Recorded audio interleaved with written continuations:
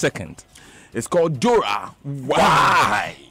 4 p.m. and 8 p.m. each day. You can get your ticket here at JoyFM and all the usual outlets. You can also go on rovermanproductions.com. You get details on how to buy the tickets online and electronically. It's also brought to you, Food for Thought by GCB Bank, your bank for life. Uncle Bo. Yeah, good morning, Dan.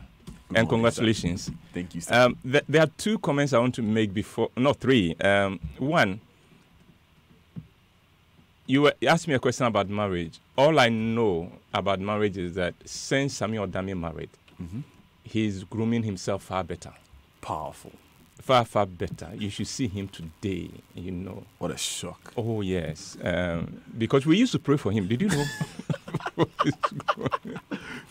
Hold, brethren, we are praying for Samuel Dami's grooming. And then the second thing is that the guy who is doing the streaming, have you seen his spectacles? And I think we should put it on him. Now, you always putting it on us.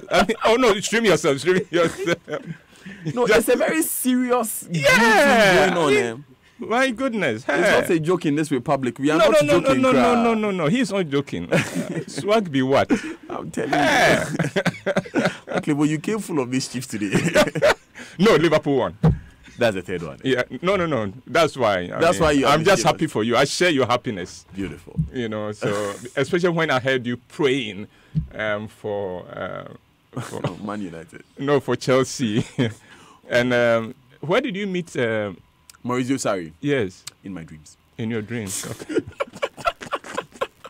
It's a very real place. It's a spiritual place, I'm telling you. No, I understand. That's the only place that Maurizio Sarri can sing in key. I'm sure. And then the discussion you're going to have on the doctors. I wish we could have the input of the doctors. I have a number of adopted children who are doctors, and I encourage them, go where you are posted, and they did. And it was almost as if somebody had determined to punish them. I wish you could give us a bit more on this when you finish with the message, so that we can have a little, like some 2 minutes for you to comment on this one. If you have the time, yes. Okay. I'll share some of their experiences. If you're a parent and you spend that much money on the children, the kind of experiences they have when they go out there, we treat them as if we don't need them. One of my children's for 3 years in one of the districts had no place to sleep. For 3 years had no accommodation. Wow. And I think that is not fair. Okay. Well, as Daniel Liverpool said, why is this weekend? And join us over the weekend at the National Theatre, and let's have a great time. Judas Iscariot sold his master, the man he had devoted 3 years of his life to, for 30 pieces of silver. Why did he do it? I have read books that assign various reasons for his betrayal of Jesus, but reading the accounts carefully, I come to the conclusion that he did it for the love of money. And remember, the Bible says that the love of money is the root of all evil. And you find that in 1 Timothy chapter 6, verse 10. That same verse adds, quote, "Some people eager for money have wandered from the faith and pierced themselves with many griefs." End of quote. And the case of Judas exemplifies that. The biblical accounts say that as the treasurer of the group, Judas used to dip his hand into the funds for his personal use. Judas loved money. So the opportunity to make money, even if it meant betraying his master, was too good for him to resist. That is, disciples were aware that the chief priests and the teachers of the law were after Jesus. They knew that the teachings of Jesus and the miracles he did and his growing popularity and the fact that he was not afraid to criticize the leaders had upset the leaders very much. Jesus himself had at least on one occasion told his disciples that much. So Judas was aware that the authorities were looking to arrest Jesus at a time and place that would not create an uproar among the people. He knew that even though Jesus was always in public during the day, the authorities would not dare arrest him because he was always surrounded by multitudes who had come to believe that he, Jesus, was a prophet sent from God. The people, the chief priests were well aware, would protest and create an uproar if they saw the leaders arresting him. Judas knew that if the leaders were to arrest Jesus and avoid a backlash from the people, it would have to be in the night. But the leaders did not know how to arrest Jesus in the night. The fact was, Jesus would come into the city, do whatever he needed to do, and then he would leave the city in the evening for Bethany or for the Garden of Gethsemane. Remember, those were the days before electricity and before photography. Identifying Jesus in the night was going to be a nightmare and might raise the alarm that the leaders were desperate to avoid. And in that, Judas saw his opportunity. He knew where Jesus would be at night and could identify him in the dark. And at this point, all he could think of was how much money he could make for himself from that. So Judas goes to the chief priest and says, "How much would you give me if I deliver Jesus into your hands?" The Bible says the leaders were very happy with the offer and did not hesitate to give him a good price for Jesus, which was 30 pieces of silver.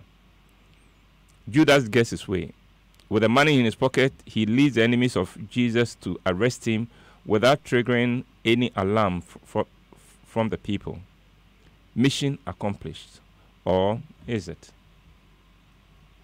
The Bible says that after Jesus is arrested, Judas is afflicted with remorse.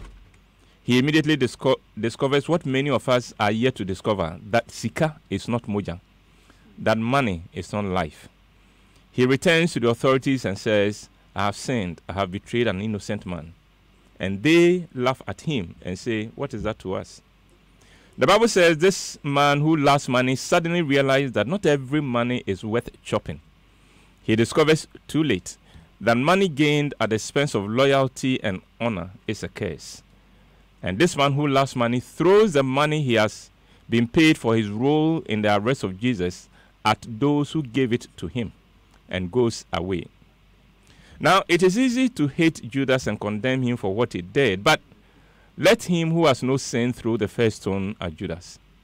Let him who has not betrayed love and trust throw stones at Judas. Judas is definitely not a sympathetic character in the Bible, but it is very easy to become a Judas in life. Gordon Gekko is a fictional character portrayed by Michael Douglas in the 1987 film Wall Street and its 2010 sequel, Wall Street Money Never Sleeps. The character, which was based on several actual financiers, put into words a philosophy that has been running the corporate finance and other aspects of life. The philosophy is greed is good, and it advocates making money without caring who gets hurt or who is sacrificed in the process. Greed is good is a manifestation of what I call the Judas syndrome. The Judas syndrome is a mindset that makes people choose money over loyalty, over love, over friendship, over values and principles. The Judas syndrome is excessive desire for and pursuit of money, not for the greater good, but for one's own selfish interests, and at the detriment of others and society at large. It is making money without conscience. In Ghana, we have seen the Judas syndrome at work in all our major political parties. We have seen some trusted key members of political parties going to sell out their parties to their opponents in exchange for money. We have seen the Judas syndrome in sports and in other aspects, including even the judiciary, thanks to the exposés of Anas. The Judas syndrome is also manifested in cases where a key employee who has been trained by his employer and given important responsibilities allows himself to be lured away by a competitor and leaves with all the ideas and strategies to the competitor. We see the Judas syndrome in love relationships when someone abandons his or her relationship for another person because this second person has more money to offer. We need to remember that the money Judas took for betraying his master did not benefit him in any way. In the same way, The monies we earn through the Judas syndrome does us no good in the long run. The Judas syndrome that gave birth to the greed is good philosophy was shown to be wrong when its proponents found themselves in prison or ended up destroying their companies and their families and the lives of so many people. And yet, people still continue to live by that philosophy.